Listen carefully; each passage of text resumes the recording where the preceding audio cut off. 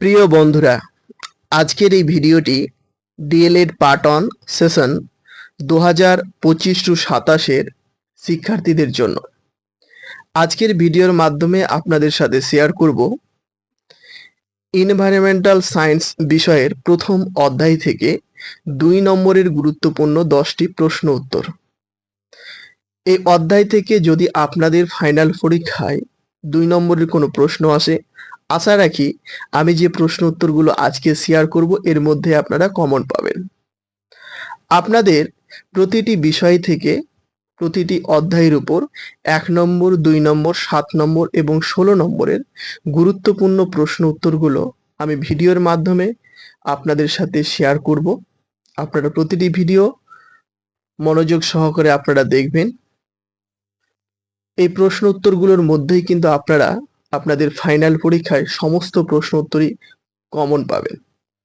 তো ভিডিওটিকে স্কিপ না করে আপনারা ভিডিওগুলোকে সম্পূর্ণ দেখবেন এবং প্রতিটি ভিডিওই আপনারা দেখবেন। আর প্রতিটি ভিডিওর চ্যানেলে আপলোড হওয়ার সঙ্গে সঙ্গে আপনাদের কাছে নোটিফিকেশন পৌঁছে যাবে। তার জন্য আপনারা এই চ্যানেলের সাবস্ক্রাইব বাটনটিতে ক্লিক করবেন এবং পাশে ঘন্টা বেল আইকনটিকেও দাবিয়ে রাখবেন। তো চলুন দেখে নেওয়া যাক আজকের প্রশ্ন উত্তরগুলো। প্রথম যে প্রশ্নটি রয়েছে, পরিবেশবিদ্যা পঠন পাঠনের ফলাফল হিসেবে অনুভূতিমূলক ক্ষেত্রে দুটি পরিবর্তনের পরিচয় দিন। এই প্রশ্নটি 2017-19 সেশনে এসেছিল ফাইনাল পরীক্ষায়।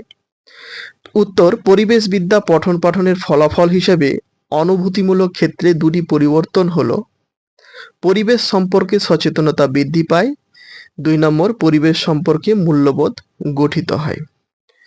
2 নম্বর প্রশ্ন, পরিবেশবিদ্যার দুটি বৈশিষ্ট্য লিখুন। এই প্রশ্নটি 2019-21 সেশনের ফাইনাল পরীক্ষায় এসেছিল।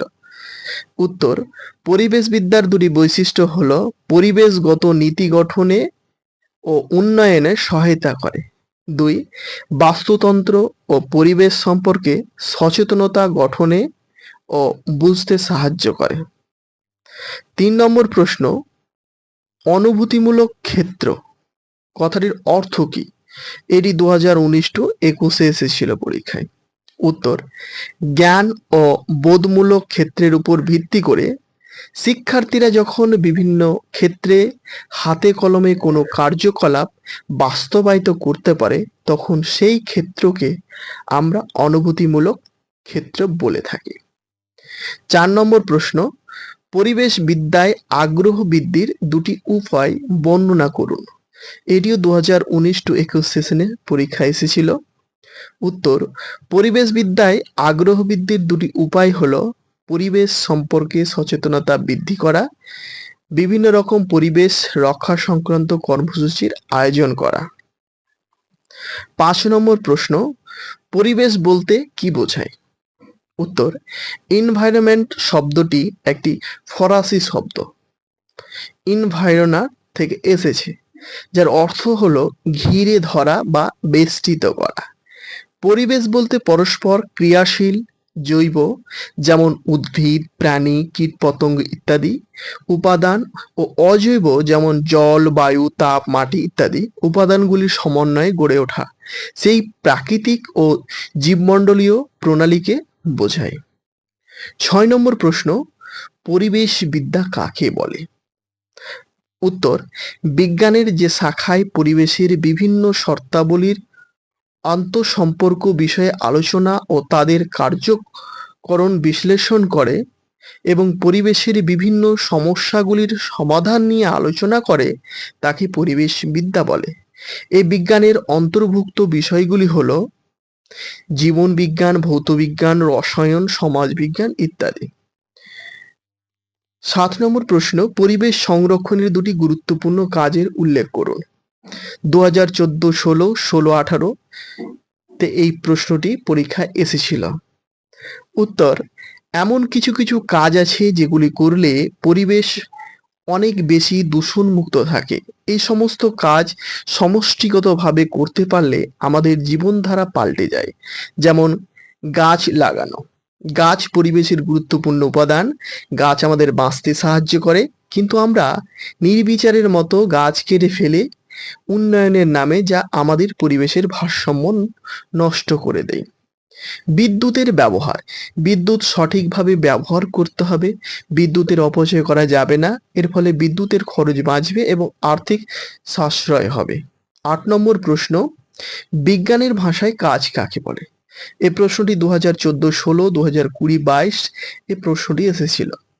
উত্তর, শারীরিক শক্তির সাহায্য বল প্রয়োগ করে যখন কোনো বস্তুকে এক জায়গা থেকে অন্য জায়গায় নিয়ে যাওয়া হয় তখন তাকে বিজ্ঞানের ভাষায় কাজ বলে। ৯ নম্বর প্রশ্ন, শিক্ষার অধিকার আইন 2009 এর মূল বক্তব্য কি? 2014-16, 16-18 সেশনে প্রশ্নটি এসেছিল। উত্তর, শিক্ষা প্রতিটি মানুষের মৌলিক অধিকার। শিক্ষা সমাজ উন্নয়নের হাতিয়ার। শিক্ষার অধিকার আইন 2009 কার্যকর হয়েছে 2010 খ্রিস্টাব্দের 1 এপ্রিল থেকে। এখানে বলা হয়েছে, ১. জাতি, ধর্ম, বর্ণ, লিঙ্গ ও সামাজিক অবস্থা নির্বিশেষে প্রতিটি 6 থেকে 14 বছর বয়সী শিশু বাধ্যতামূলক ও অবৈতনিক শিক্ষা গ্রহণ করতে পারবে। ২ নম্বর, প্রাথমিক শিক্ষা সম্পূর্ণ করার পর শিশুর মধ্যে নির্দিষ্ট পরিমাণ দক্ষতা, জ্ঞান, মূল্যবোধ ও দৃষ্টিভঙ্গি গড়ে উঠবে। ৩ নম্বর, বিদ্যালয়ে শিশুদের ভর্তির সময় কোনো ডোনেশন নেওয়া যাবে না। ৪ নম্বর, বিদ্যালয় ছুট শিশুদের বিশেষ প্রশিক্ষণ ব্যবস্থা করে তাদেরই সমবয়সী শিশুদের পড়ার ব্যবস্থা করতে হবে। ৫ নম্বর, কোনো রকম শারীরিক শাস্তি বা মানসিক নির্যাতন করা যাবে না। ১০ নম্বর যে প্রশ্নটি রয়েছে, পরিবেশকে কয় ভাগে ভাগ করা যায় ও কি কি? ১৫-১৭তে প্রশ্নটি এসেছিল। পরিবেশ বলতে বোঝানো হয় মানুষের চারপাশে অবস্থিত সজীব ও নির্জীব উপাদান, জীবজন্তু, গাছপালা এবং মানুষের হাতে গড়া সবকিছু নিয়ে যে বিরাট জগৎ, তার সবটাই পরিবেশকে প্রাকৃতিক পরিবেশ ও সামাজিক পরিবেশ এই দুই ভাগে ভাগ করে আলোচনা করা যায়। তো আজকের মতো ভিডিওটি এই পর্যন্তই। যদি আজকের ভিডিওটি ভালো লাগে ভিডিওতে লাইক করবেন, আপনাদের মতামত কমেন্ট বক্সে জানাবেন। চ্যানেলটিকে সাবস্ক্রাইব করে না থাকলে অবশ্যই সাবস্ক্রাইব করে দিয়ে পাশে থাকা ঘন্টা বেল আইকনটিকে দাবিয়ে রাখুন। তাহলে পরবর্তীতে যখন ভিডিও আপলোড করব তার নোটিফিকেশন আপনাদের কাছে পৌঁছে যাবে সবার আগে। আর আমি এই চ্যানেলে DElEd chart, model, external exam, internal exam, micro lesson plan, macro lesson plan, previous year প্রশ্ন, সাজেশন সংক্রান্ত ভিডিও আপলোড করে থাকি। তো অবশ্যই আপনারা চ্যানেলটিকে সাবস্ক্রাইব করে রাখুন। আজকের মতো ভিডিওটি এই পর্যন্তই। আপনারা ভালো থাকুন। আবার দেখা হবে পরবর্তী ভিডিওতে।